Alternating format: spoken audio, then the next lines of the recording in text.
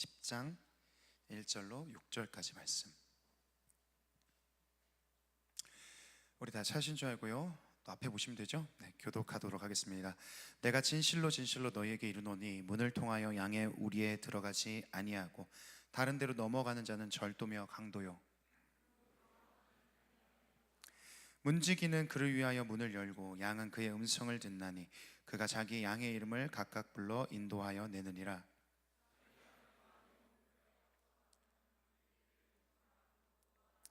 타인의 음성은 알지 못하는 고로 타인을 따르지 아니하고 도리어 도망하느니라. 예수께서 이 비유로 그들에게 말씀하셨으나 그들은 그가 하신 말씀이 무엇인지 알지 못하니라. 아멘. 많은 성경 가운데서요, 여러 책들이 있죠.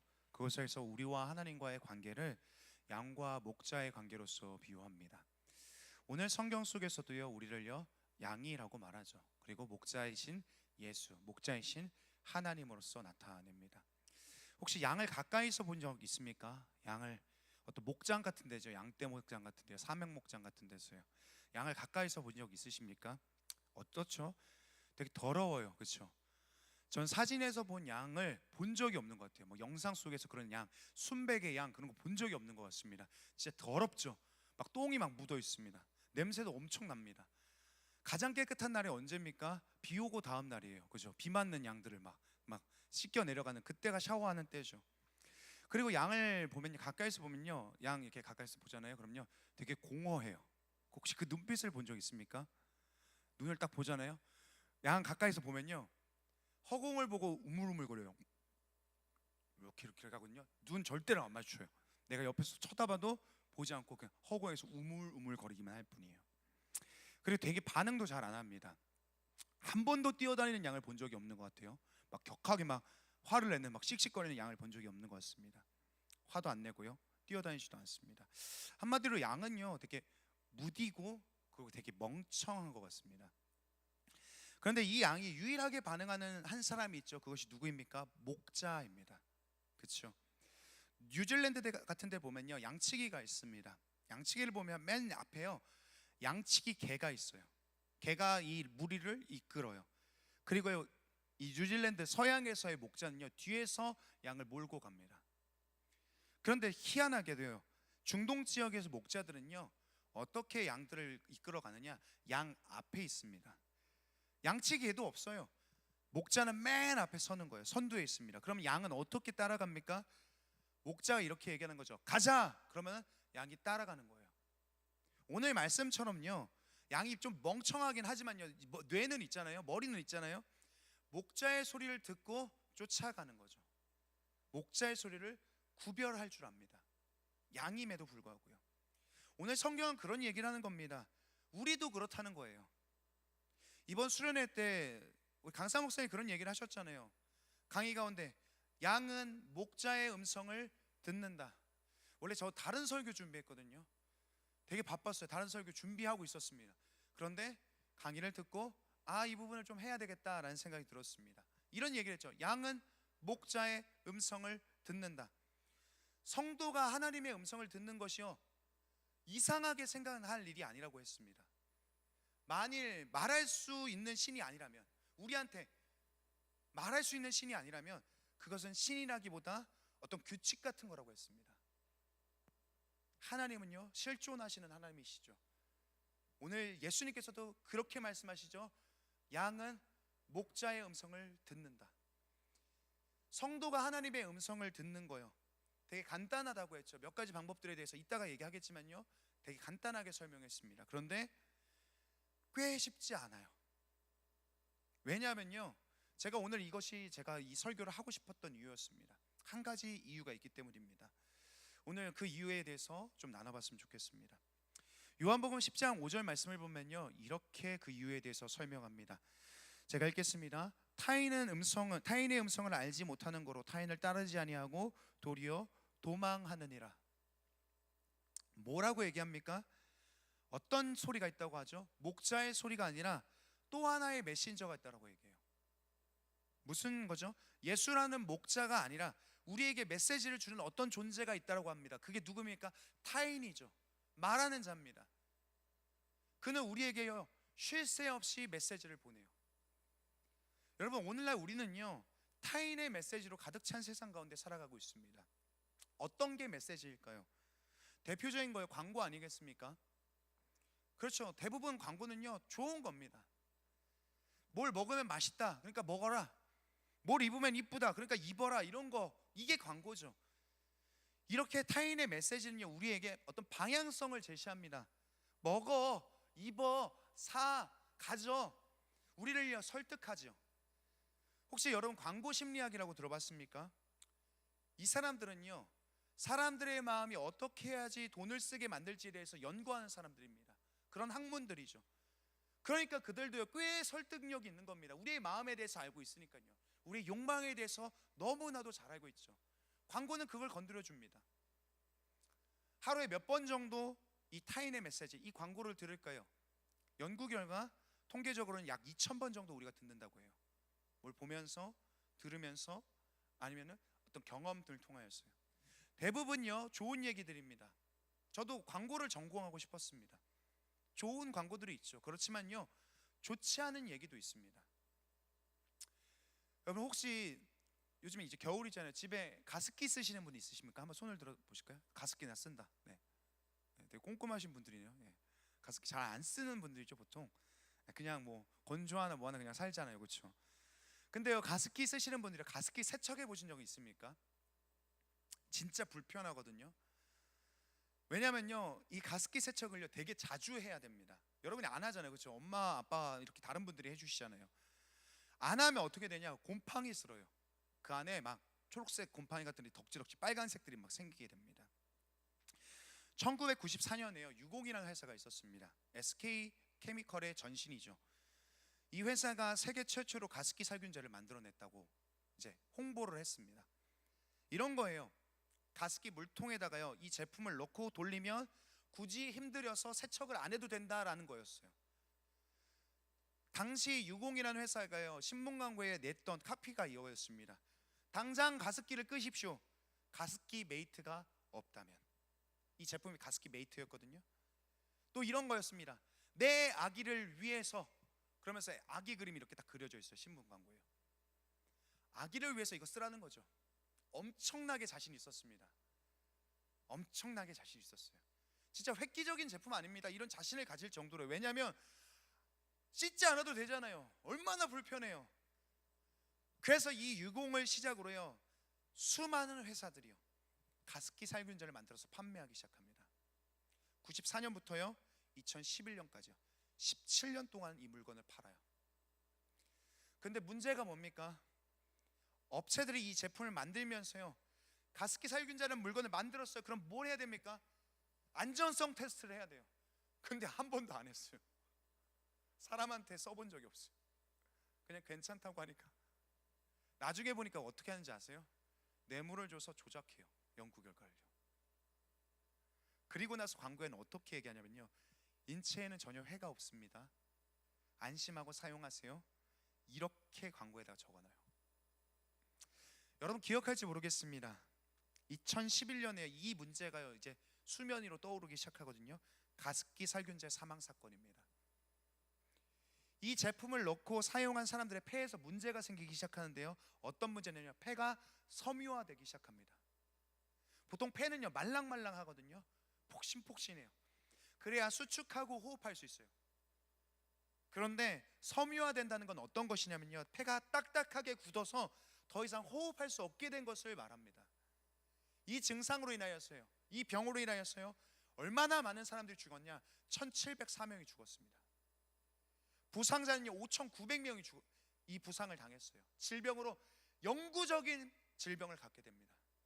건강 피해자는 95만 명입니다. 그런데 사실 이 숫자는요 최소의 숫자예요. 왜냐하면요 이게 문제가 되기 전에 이미 피해자는 죽었습니다. 뭐 때문에 죽었는지 몰라요. 이것 때문에 죽었는지 아닌지를 확인할 수 없으니까요 이 사람들의 숫자는 파악이 안 되는 거예요. 이해가 됩니까? 근데 너무 안타까운 건 뭔지 아세요? 보통 가습기를 쓰는 집들이 어딘지 아십니까? 여러분 안 쓰잖아요. 청년들이니까요. 그냥 난 막 깡으로 막 악으로 막 건조함을 막 몸으로 이겨내면서 대부분 어디 쓰는지 아세요? 아기를 키우는 집들이에요. 저희 집도 쓰거든요. 아기 바로 침대 옆에다가 가습기를 놓고 써요. 이 살균제에 노출된 아기들은요, 이유도 모른 채 굳어져가는 폐 때문에요, 평생을, 어떤 아이는 죽었고 또 어떤 아이들은 평생을 호흡기를 달면서 살아야 돼요. 여러분, 이런 메시지 때문이었죠. 인체엔 전혀 해가 없습니다. 내 아기를 위해서 가습기를 끄세요. 만약에 가습기 메이트가 없다면. 물론 지금 우리 가운데서 이런 일들은요 되게 드뭅니다. 많이 일어나진 않을 거예요. 우리나라에 이제 식품의약청도 있고요, 그 사람들이 일하잖아요. 미국 FDA에서 허가한 약들도 있고요, 그런 음식들만 우리가 섭취합니다. 그렇지만요, 우리는 여전히 계속되는 넘쳐나는 메시지 때문에요, 아직도 죽고 있어요. 지하철 타잖아요. 우리나라의 지하철에 붙어있는 광고 중에서 어떤 광고가 제일 많은 줄 아십니까? 아마 외국 갔다 오신 분들은요 알 거예요. 진짜 우리나라에만 있는 광고입니다. 이 광고는요 뭔지 아세요? 성형 광고예요. 다이어트 광고예요. 진짜 많아요. 다른 나라 가면 그런 거 없어요. 근데 우리나라에만 유독 성형이요, 다이어트요 광고가 계속 붙어 있어요. 성형과 다이어트가 나쁜가요? 아니, 그렇지 않아요. 나쁘다고 할 수는 없죠. 누구나 아름답기를 원하니까요. 그런데 때로는 우리는 그런 기사들을 접하게 됩니다. 다이어트 때문에 죽었다, 성형 때문에 죽었다, 지방흡입하다가 죽었다, 외모를 비관해서 자살했다. 본 적 없습니까? 전 엄청 많이 봤거든요. 지금도 우리 안에 있는 메시지가요 우리를 죽일 수 있어요. 예뻐져야 된다, 멋있어야 된다, 성공해야 된다, 꼭 가져야 된다, 이런 메시지들이죠. 그게 우리 안에서 막 범람하는 겁니다. 대부분의 메시지래요. 그래요, 좋아요, 괜찮아요. 근데 어떤 메시지는 우리를요 죽일 수 있습니다. 그렇지만요 또 어떤 메시지들은요 바로 우리한테 치명적인 건 아닌데요, 우리를 슬슬 죽여가는 게 있어요. 여러분, 저는요 되게 겁이 많은 사람입니다. 진짜 겁이 많아요. 두려운 것이 많아요. 저한테요 이 원고가 없잖아요, 전 여기 앞에 섰어요 한마디도 못해요. 눈에 이걸 거의 외웠어도요 눈에 원고가 보여야 설교를 할 수 있어요. 페이지 헷갈려 있잖아요. 저번 주에도 그랬잖아요. 페이지가 헷갈려 있어요. 올라왔는데 막 10페이지 와. 깜짝 놀라가지고 두근두근. 그래도요 이게 좀 좋아진 겁니다. 왜 좋아졌는지 좀 얘기를 해드릴게요. 전 설교를 진짜 잘하고 싶거든요. 왜냐? 설교를 잘해야 좋은 목사가 될 거라고 생각했어요. 그래서 매번 기도가 그런 겁니다. 하나님, 저 진짜 설교 잘해야 돼요. 저 설교 잘하고 싶습니다. 설교 아이디어 주세요. 설교할 때 누가 변했으면 좋겠습니다. 그런데 어느 날 하나님께서 깨닫게 하시는 거죠. 왜 설교를 잘하고 싶어? 하나님, 제가요 진짜 좋은 목사 되려고요. 그런데 깨닫게 하시는 거예요. 좋은 목사는 설교 잘하는 목사야? 설교를 잘해야 좋은 목사야? 대체 그게 어디 써 있죠? 성경 어디에 그게 있습니까? 제가 주변에서 목사가 된다고 하니까요, 주변에서 사람들이요 이런 얘기를 되게 많이 하더라고요. 너 좋은 목사 되려면 너 설교 진짜 잘해야 돼. 너 그래야 사랑받아. 너 그래야 인정받아. 설교 잘하면 엄청 누릴 수 있어. 진짜 제 가장 가까운 사람들이 하는 얘기들이에요. 사실 맞죠? 설교 잘하면 좋아요. 못하는 것보다 아무래도 잘하는 게 훨씬 낫겠죠. 그런데 설교를 잘한다고 해서 좋은 목사인 건 아니잖아요. 성경은 뭐라고 이야기합니까? 요한복음 10장 11절에 이렇게 얘기하죠. 좋은 목자는 양을 위해서 내 목숨을 내준다. 양을 위해서 최선을 다해서 자신의 무언가를 버릴 수 있는 그런 목사가 진짜 좋은 목사 아닙니까? 사실 저는요 여러분을 위해서 버릴 수 있는 게 별로 없습니다. 너무 기대하지 마세요. 대신 전 못 죽어줍니다.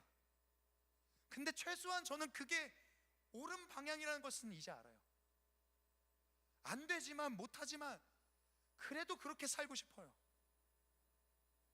여러분, 제가 얼마나 설교 때문에 힘들었는지 아십니까? 부담스러운지 아십니까? 여기 앞에 서는 게 얼마나 두려운지 아십니까?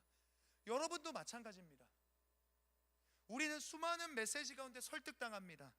그 메시지가 때로는 여러분을 그냥 내버려 두기도 하지만요, 때로는 여러분을 천천히 망하게 만들어요. 천천히 죽어가게 만듭니다. 그렇다면요, 이 메시지들의 정체는 뭘까요? 요한복음 10장 1절입니다. 한번 띄워주시겠어요? 우리 같이 한번 읽어보겠습니다. 내가 진실로 진실로 너희에게 이르노니 문을 통하여 양의 우리에 들어가지 아니하고 다른 데로 넘어가는 자는 절도며 강도요. 타인에 대한 이야기죠. 앞서 말했던 것처럼 어떤 타인입니다. 다른 메시지를 주는 사람이죠. 목자의 음성이 아니라요. 양의 목자가 아니라 타인이 누구인지에 대해서 설명합니다. 그런데 어떤 사람이라고 얘기합니까? 이 타인들은요, 이렇게 말합니다. 절도요, 도둑이며 강도다. 다시요, 절도요, 도둑이며 강도다. 그런데 그 도둑이 왜 여기에 들어왔습니까? 그 목적에 대해서 10절에서 이렇게 얘기합니다. 제가 읽을게요. 도둑이 오는 것은 도둑질하고 죽이고 멸망시키려는 것뿐이요, 내가 온 것은 양으로 생명을 얻게 하고 더 풍성히 얻게 하려는 것이라. 무슨 말입니까? 우리 가운데 타인의 목소리가 있습니다. 근데 그 타인의 메시지가 때로는 우리를요, 죽음으로 데려갈 수 있는 이유가 뭐냐? 바로 그 타인의 정체가 절도요, 도둑이며 강도이기 때문이라고 얘기합니다. 그들은요, 양의 생명이나 건강이나 행복에 대해서는요, 관심이 없습니다. 그들은요, 오직 양의 목자, 진정한 목자에게서 양을 뺏어오는 것이 그들의 목적입니다. 도둑질하길 원합니다. 양을 어떻게든 죽이려는 것이 그 도둑의 마음이에요. 강도의 마음입니다. 그 타인의 마음입니다. 그러므로 때로는 우리가 이 메시지를요, 듣고 따라가다 보면요, 죽을 수가 있습니다. 망할 수가 있어요. 한번 이야기해 볼까요? 여러분은요, 누구의 메시지를 듣고 있습니까? 누구의 음성을 듣습니까? 정직하게 여러분 마음에 한번 생각해 보세요. 여러분은요, 누구의 음성을 듣습니까? 여기 자신 있게요, 저는 맨날 도둑의 음성을 듣습니다, 저는 맨날 강도의 음성을 들어요, 그렇게 말하는 사람 없을 겁니다. 반대로요, 그럼 목자의 음성을 들은 건 언제입니까? 주의 선한 음성을 들은 건 언제죠? 사실 그것도 잘 모르겠죠. 막 아리까리하니까요. 그게 뭐야? 막 이러잖아요. 그럼 이렇게 생각해 볼게요. 그냥 나는요, 내 인생 내가 결정해요. 누구 막 듣지도 않고요, 난 누구의 음성도 듣지도 않습니다. 그냥 내가 결정합니다. 내 뜻을 따라요. 여러분은 어떤 사람입니까? 혹시 타인입니까? 아니면 목자입니까? 아니면 자기의 소리를 듣습니까? 여러분은요, 여러분이 자기의 길을 걷고 있다라고 생각하잖아요. 자신의 뜻대로, 자기의 계획대로, 지식과 지혜와 경험대로 움직이는 것 같잖아요. 다 그렇게 생각하죠. 근데요, 성경을 보세요. 히브리서 3장 7절 8절입니다. 우리 같이 한번 읽어볼까요? 함께 읽겠습니다. 그러므로 성령이 이르신 바와 같이 오늘 너희가 그의 음성을 듣거든 광야에서 시험하던 날에 거역하던 것 같이 너희의 마음을 완고하게 하지 말라. 성경이 뭐라고 얘기합니까? 성령이 이르신 바와 같이 너희가 그의 음성을 듣거든, 너희가 하나님의 음성을 듣거든 어떻게 하지 말라고 해요? 완고하게 하지 말라고 합니다. 완고함이란 뜻이 무슨 뜻이냐면요, 여러분 안에 있는 언어, 여러분 안에 있는 진리가 아주 강한 것을 완고함이라고 말합니다. 다시 한번요, 당신들의 언어, 당신들의 진리, 당신들의 지식, 당신들의 경험 너무 강해서 다른 진리가 들어갈 수 없는 것을 완고함이라고 말합니다. 여러분은요, 여러분 안에 있는 그것들을요, 마치 하나님처럼 따라갑니다. 근데 그럴 수 있잖아요. 잘 모르니까요. 얼마든지 자기의 언어와 진리와 자신의 경험을 쫓아서 살아갈 수 있잖아요. 다들 그렇게 사니까요. 자, 그런데 그게 과연 여러분의 언어냐는 거예요. 진짜 여러분이 말하고 있는 거, 여러분이 생각하고 있는 거, 여러분이 원하는 거냐는 거예요. 제가 지금부터 여러분한테 한번 질문을 해볼게요. 한번 답을 좀 생각해 봤으면 좋겠습니다. 3가지 질문이거든요. 첫 번째, 그러니까 체크할 때 이렇게 가슴에 이렇게 손을 넣고 이렇게 살짝 할게요. 그냥 아니면 이렇게 밑에다 할게요. 첫 번째, 여러분은 무엇을 의지하며 살아가야 한다고 생각합니까? 무엇을 의지하고 살아야 된다고 생각합니까? 진짜 솔직하게요. 만약에요, 내 손, 내 능력이라고 답을 했다면요, 손가락 하나 딱 펴보세요. 두 번째요, 여러분 누구에게 인정받기 위해서 살고 있습니까? 엄마, 아빠, 친구, 선배, 교수님, 직장 상사, 만약 그 대상이 사람이라면 또 한 번 카운트하세요. 세 번째, 여러분이 추구하는 것은 무엇입니까? 무엇을 위해서 삽니까? 생각해 보세요.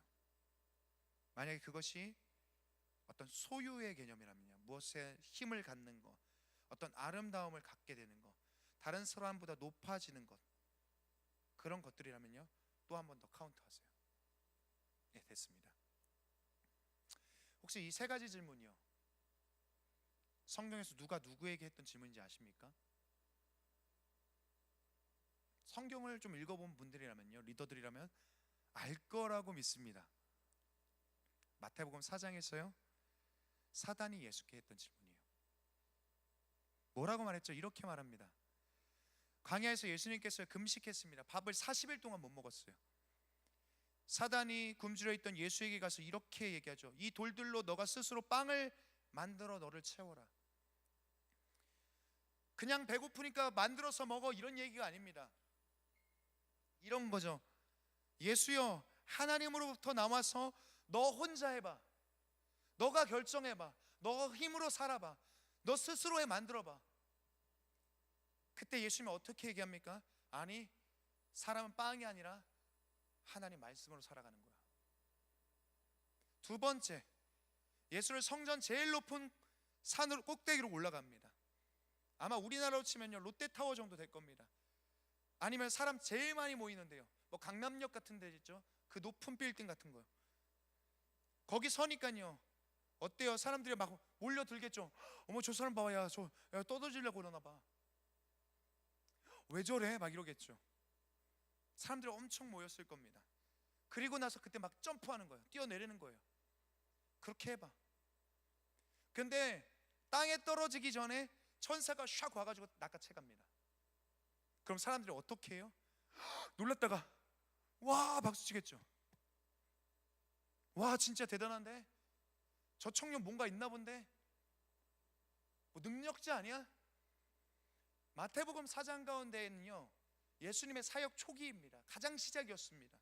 그러니까 사단은요, 이런 겁니다. 이 시작 가운데서 예수 너 메시아라며, 사람들한테 너 메시아인 거 증명하고 보여줘. 너 되게 쉬울 거 아니야. 그럼 뛰어내려봐. 천사가 받아가는 거 보여줘. 사람들이 너 엄청 따르지 않겠어? 보여주라는 거예요. 인정받으라는 거죠. 세 번째, 산 꼭대기로 갑니다. 그리고 거기서 천하만국을 보여줘요. 얼마나 아름다워요?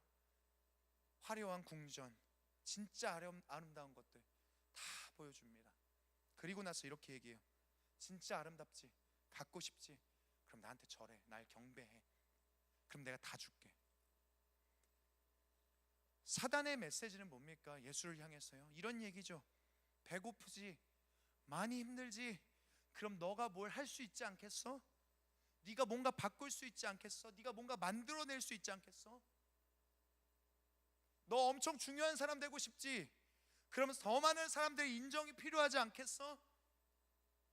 너 이 세상 봐봐, 엄청 아름답지? 갖고 싶은 거 너무 많지? 그럼 이 세상의 아름다움과 힘을 따라가야 되지 않겠어? 누구의 메시지입니까? 이거 누구의 소리입니까? 진짜 여러분의 소리입니까? 누구의 메시지입니까? 사단이요, 인간의 대표이신 예수께 했던 40일 동안 내내 했던 질문입니다. 여러분의 언어가 아니에요. 우리의 진리가 아닙니다. 계속해서 우리 가운데 주입하고 있어요. 네 손을 믿어, 인정을 받아, 소유하고 싶은 거 가져. 그렇다면 지금 여러분 누구의 음성을 들으며 살고 있습니까? 제가 예전에 인스타그램에서요 어떤 쇼츠를 봤습니다. 어떤 육아 쇼츠였어요. 육아 강사가 막 엄마들 모아놓고요 막 강의하는 겁니다. 여러분, 애들이 말 잘 안 듣죠? 여러분, 이거 하라고 하면 잘 안 듣죠? 이런 거예요. 막 그러면서 이 강사가 가르쳐준 솔루션이 뭐냐면요, 이겁니다. 그냥 시키면 안 듣는다는 거예요. 그래서 어떻게 해요? 애들한테 이렇게 하라고 가르치는 거예요. 야, 일로 와, 일로 와, 야, 이 쓰레기 이거 10초 만에 버리고 갔다 오면 내가 엄마가 스티커 붙여줄게. 자, 시작이야. 시작. 빡 출발. 그럼 애들이 엄청 빨리 갔다 온다는 거예요. 자, 지금부터 누가 밥을 빨리 먹는지 대결하는 거야. 준비 시작. 이거 제일 빨리 외운 사람은 칭찬 스티커 받는 거야. 시작. 부모들은요 계속해서 경쟁을 가르칩니다. 왜 그렇습니까? 아이들의 일상이 경쟁이에요. 그래야 통제하기 쉬우니까요. C.S. 루이스는 이런 얘기를 합니다. 이 세상의 경쟁은 무엇을 경쟁하든 사단적이다. 다시 한번요, 경쟁이란 것은 무엇을 경쟁하든 사단적이다. 지난주 우리가 그런 설교를 나눴잖아요. 가인과 아벨에 대한 이야기입니다. 그들이 예배를 드렸습니다. 제사를 드렸죠. 근데 가인이 아벨 동생을 왜 죽였습니까? 예배가 경쟁이 됐습니다. 자기 형제를 죽인 악의 시작이요, 이 경쟁으로부터 비롯됩니다. 남들보다 더 잘해야 돼요. 남들보다 인정받아야 됩니다. 남들보다 더 많이 가져야 돼요. 가인한테서 어떤 메시지가 있었겠습니까? 이런 거 아니겠습니까? 너 동생보다 나아야 되는 거 아니야? 하나님이 네 예배 안 받은 거 보면 너 문제 있는 거 아니야? 다음번에 네가 이겨야 되는 거 아니겠어? 계속되는 메시지에 가인이 충동적으로 자기 동생을 죽이죠. 여러분은 어떤 답을 가지고 쫓아가고 있습니까? 어떤 메시지를 따라가고 있습니까? 무엇을 의지해야 한다고 생각해요? 누구에게 인정을 받아야 되는 열망이 있습니까? 여러분은 뭘 소유해야 만족하겠습니까? 그렇다면요, 누가 그러는 거예요? 누가 여러분한테 그러라는 겁니까? 여러분이 진짜 원해서 그러는 겁니까? 아니면 누가 계속 그 메시지를 심어주는 겁니까? 하나님이 아니죠. 여러분 자신도 아닐 거예요. 사단이 오래전부터 했던 얘기예요. 그러므로 그 언어를 따라가다 보면 생명이 없는 거예요. 죽어가는 겁니다. 살 수가 없어요. 벤자민 프랭클린이라는 사람이요 이런 얘기를 합니다. 한번 띄워주시겠어요? 제 영어를 못하니까요, 발음이 좋지가 않아요. 두렵습니다. 제가 읽어드릴게요. Some people die at 25 and aren't buried until 75. 괜찮았습니까? 네, 죄송해요. 네, 이런 거죠. 제 번역도 올려주세요. 어떤 사람들이, 대부분의 사람들은 25살이면 이미 죽고 장례식은 75세에 치른다. 무슨 말이에요? 우린 다 죽었어요. 누가 여기 살아있습니까? 나 살았다고 말할 만한 사람 있습니까? 우리 안에 목자의 음성이라고 말할 만한 것이 있습니까? 다 강도요, 도둑한테 뺏겼죠. 여러분의 선한 것들이요, 여러분의 하나의 좋은 메시지들이요, 다 앗아가고 그들의 메시지를 심어줘요. 그렇다면 예수의 이야기를 들어볼까요? 원수가 저렇게 말할 때 예수께서는 어떻게 말씀하십니까? 이렇게 얘기하죠. 너 힘으로 살아봐. 사람이 떡으로만 사는 것이 아니라 오직 하나님의 말씀을 의지하며 산다. 사람의 인정을 받아. 나를 시험하지 말라. 나는 사람이 아니라 하나님 앞에서만 인정받을 것이다. 나를 경배해. 이 세상의 모든 걸 줄게. 나는 오직 여호와께만 경배하겠다. 이 세상의 아름다움보다 하나님이 더 아름답다. 이것이 예수의 메시지죠. 예수의 음성입니다. 예수가 따라갔던 겁니다. 사랑하는 여러분, 대체 무엇을 들으면서 살아갑니까? 여러분 가운데 무슨 메시지가 있습니까? 성경은 이렇게 얘기합니다. 들을 귀 있는 자는 들어라. 들을 귀 있는 자는 들어라. 되게 웃긴 얘기 아닙니까? 들리는 거지 뭘 들어요. 듣는 것은 수동적인 거잖아요. 가만히 있으면 들리는 거잖아요. 귓구녕으로요. 근데 성경은 이렇게 얘기합니다. 사복음서에 7번이나 말해요. 귀 있는 자는 들어라. 수동이 아니라 능동적으로 찾아서 들으라는 거예요. 무슨 의미입니까? 마가복음 4장 24절에 보면 이렇게 되어 있습니다. 또 이르시되 너희가 무엇을 듣는가 스스로 삼가라. 너희의 헤아리는 그 헤아림으로 너희가 헤아림을 받을 것이며 더 받으리니. 무엇을 듣고 있는지 생각해 보라고 말합니다. 너희의 귀에, 너희의 마음에 무슨 메시지가 계속해서 울리고 있는지 예수의 음성을 들어야 된다고 성경은 말합니다. 세상의 음성도 타인의 음성도 도둑과 강도가 아니라 예수의 음성을 듣고 따라가야 된다고 얘기해요. 우리가 수련회 때요, 음성을 듣는 것에 대한 몇 가지 방법을 나누었죠. 여기 모든 분들이 있으니까요. 어떻게 목자의 음성을 듣습니까? 제가 해볼까요? 이런 거죠. 어쩌면 이 설교입니다. 설교자의 설교를 통해서 오늘 하나님께서 저를 쓰셔서 말씀하시는 거죠. 또요, 묵상이죠. 또요, 기도 가운데서죠. 또요, 내면의 양심이죠. 또요, 사람들의 말입니다. 또요, 환상과 꿈과 같은 것들이죠. 말씀하시는 방법들은 다양합니다. 그런데 이것들의 핵심이 뭔지 압니까? 이 모든 것들의 방법은 여러 가지인데 핵심이 뭐예요? 우리가 좀처럼 알아듣지 못한다는 겁니다. 뭐가 내 건지, 뭐가 타인인지, 뭐가 주의 음성인지를 구분하지 못해요. 그래서 뭐라고 했습니까? 계속해서 우리가 하나님께 가까이 있기를 원하면, 가까이 있는 것을 연습하면 구분할 수 있게 된다고 했습니다. 느낄 수 있다는 거예요. 이런 거잖아요. 커튼을 가렸습니다. 저 문에서 누가 들어오는지 몰라요. 제 앞에 커튼이 있어요. 안막이에요. 만약에 제 아내가 저기서 들어온다면요, 그 사람의 발자국, 그 사람의 기침 소리, 그 사람의 숨소리를 들으면요, 느낄 수 있어요. 그러면 알아요. 어떻게 알게 되는지 모릅니다. 그렇지만 가까이 있다 보니까요, 살다 보니까요, 느끼게 돼요. 마찬가지로요, 여러분, 당신의 어떤 방법이든 좋습니다. 설교든요, 묵상이든요, 기도든요, 양심이든요, 사람이든요, 무엇이든 간에 계속해서 하나님께 집중하는 시간을 내어 드린다면 언젠가는 목자의 음성을 들을 수 있을 거다, 느낄 수 있을 것이다, 구분할 수 있게 될 것이다, 이렇게 나눴습니다. 얼마 전에요, 신방을 했습니다. 어떤 청년이었거든요. 어떤 청년이 그래요. 자기가요, 주중에 저 유튜브 들어와가지고요, 주일 설교를 다시 들어본다는 거예요. 깜짝 놀랐어요. 어떻게 뭐 이랬어요. 왜냐? 이 조회수를 제가 올리고 있는 줄 알았거든요. 누가 이 허접한 설교를 조회수를 올려주고 있는가 깜짝 놀랐어요. 그런데요, 전 그걸 생각했어요. 제 설교가 좋든 나쁘든 엉망이든 마음에 맞지 않든 어쨌든 간에 누군가는요, 여기 있는 누군가는요, 이 하나님의 말씀을 그냥 흘려보내지 않는다는 거예요. 계속 다시 가져오려고 한다는 거예요. 저희 아내가요, 예전에 있던 교회에서요, 청년부 간사를 했었습니다. 수련회 같은 걸 했어요. 우리처럼요.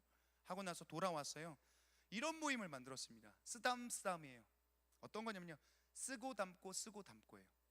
모여서 함께 성경을 읽고 막 필사하는 모임이었습니다. 어제도 오면서 그런 얘기를 했어요. 쓰담쓰담 만들었던 얘기요. 이런 거죠. 수련회 때 받은 게 있으니까요, 그냥 지나가서 사라져버리고 싶지 않은 마음으로 이 모임을 만든 거예요. 사람들을 모았어요. 여러분, 우리 청년부 안에는요, 팝업이라는 되게 좋은 시스템이 있거든요. 여러분도 어떤 모임을 하고 싶잖아요. 그러면요, 광고 해드릴게요. 지원해드릴게요. 모임비, 커피값, 장소 다 해드릴게요. 사람도 붙여드릴게요. 그러니까요, 수련회 끝났잖아요. 좀 뭐 쓰담쓰담이든 뭐 쓰자쓰자든 아니면 쓸래 말래든 뭐 하여튼 그런 것들이요, 누가 좀 시작했으면 좋겠습니다. 쓸래 말래 할래요? 또요, 우리 가운데 중보기도 하는 거 너무 좋았잖아요. 그러면요, 수요일날 골방에 오든지 아니면 중보 기도팀을 만들어서 기도 좀 하든지, 혼자 하는 게 어려우면요, 우리 공동체가 있지 않습니까? 누군가랑 같이 해보세요. 그게 우리 공동체의 유익 아닙니까? 우리가 수련회에서 느꼈던 거, 들었던 거, 좋았던 거, 알게 된 거 그렇게 끝내지 말고요, 어쨌든 당신이 할 수 있는 것들을 좀 해봤으면 좋겠습니다. 그러면 우리가 조금 더 목자의 음성과 타인의 소리를 구분할 수 있게 되지 않겠습니까? 요한복음 10장 27절은요 이렇게 얘기합니다. 내 양은 내 음성을 들으며 나는 그들을 알며 그들은 나를 따른다. 내 양은 무엇을 듣습니까?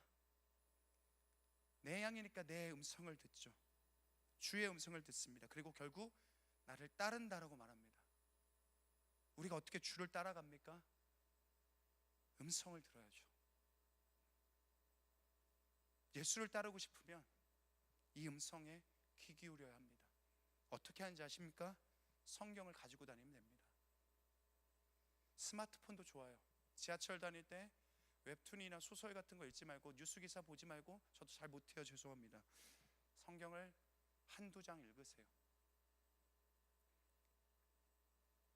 궁금한 게 있으면요, 저한테 갖고 온 리더들한테 가져가십시오. 우리는요 하루에도 2000번이나 수많은 곳에서 계속해서 메시지를 보냅니다. 그들은 우리를 설득할 마음으로 해요. 여러분의 학원, 학교, 교수님, 선배, 직장 상사 끊임없이 여러분에게 메시지를 주려고 합니다. 그런데 도대체 하루에 몇 번이나 여러분은 주의 음성에 귀를 기울입니까? 아, 목사님 저 너무 힘들어, 너무 바빠요, 너무 할 수가 없어요. 이 바쁘다는 말이 여러분을 죽여가고 있습니다. 펴야 돼요. 읽고 GBS에서 나눠야 됩니다. 함께 기도해야 됩니다. 리더들이 도와주셔야 돼요. 그래야 살아날 수 있어요. 25세에 죽어서 75세에 묻히는 그런 광경이 우리 가운데 벌어지지 않아요. 여기 되게 억울한 사람이 있을 겁니다. 어떤 사람이냐? 너무 잘해온 사람들이요. 말씀도 읽고 묵상도 하고 기도도 하고, 그런데 지금까지 그렇게 주님을 따랐는데 막 지옥 같은 삶이, 그런 현실이 있는 사람들이 있어요. 소망이 없어요, 목사님. 여러분, 시편이란 성경을 알죠? 23편을 보면요, 거기서도요 우리와 하나님과의 관계를 양과 목자의 관계로서 비유합니다. 그 시를 보면 어떻습니까? 양이요 쉴만한 물가와 푸른 초장 가운데 막 누워요. 좋아요, 막 이래요. 인도받아요. 그런데 어느 날 갑자기 양이 눈을 딱 떠보니까 어딥니까? 사망의 음침한 골짜기를 걸어가고 있어요. 어떤 청년들이 저한테 찾아옵니다. 목사님, 저 지금 진짜 사망의 음침한 골짜기입니다. 저 진짜 죽겠습니다. 저 피할 길이 없습니다. 그럼요, 저는 너무 힘들겠다. 기도하자. 쉽지가 않다. 제 마음이 아프긴 하지만요, 제가 두려운 건 그런 게 아닙니다. 전 그게 두렵지가 않아요. 제가 두려운 게 뭔지 아십니까? 청년들이 사망의 음침한 골짜기를 걸어가고 있는데 목자 없이 살아가는 사람들이 두렵습니다. 음성 없이 살아가요. 상황이란 건 언제나 변하잖아요. 골짜기를 지나면 푸른 초장들이 나와요. 그게 인생입니다. 우리는요 목자가 있으니까요, 그분은 선하시니까요, 그걸 두려워해서는 안 돼요. 근데 다만 두려워할 건 뭡니까? 여러분들이, 또 제가 목자를 놓쳐버렸을까 봐요. 목자의 음성을 듣지 못할까 봐요. 그게 두려운 거예요. 왜냐하면, 왜 그렇습니까?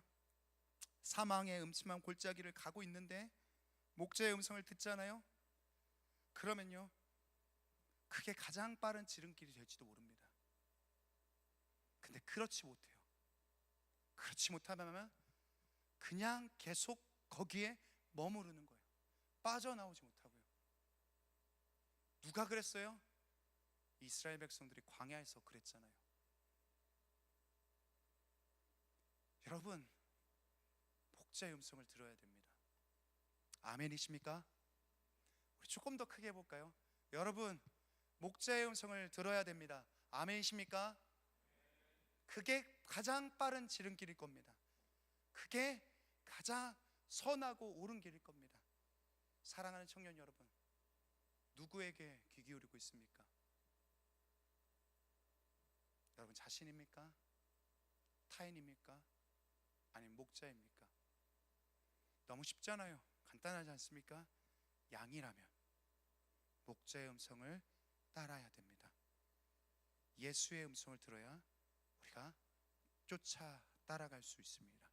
그러한 저와 여러분이 되길, 우리가 받고 들었던 것들을 그냥 흘려보내지 않는 여러분이 되길 간절히 축원합니다.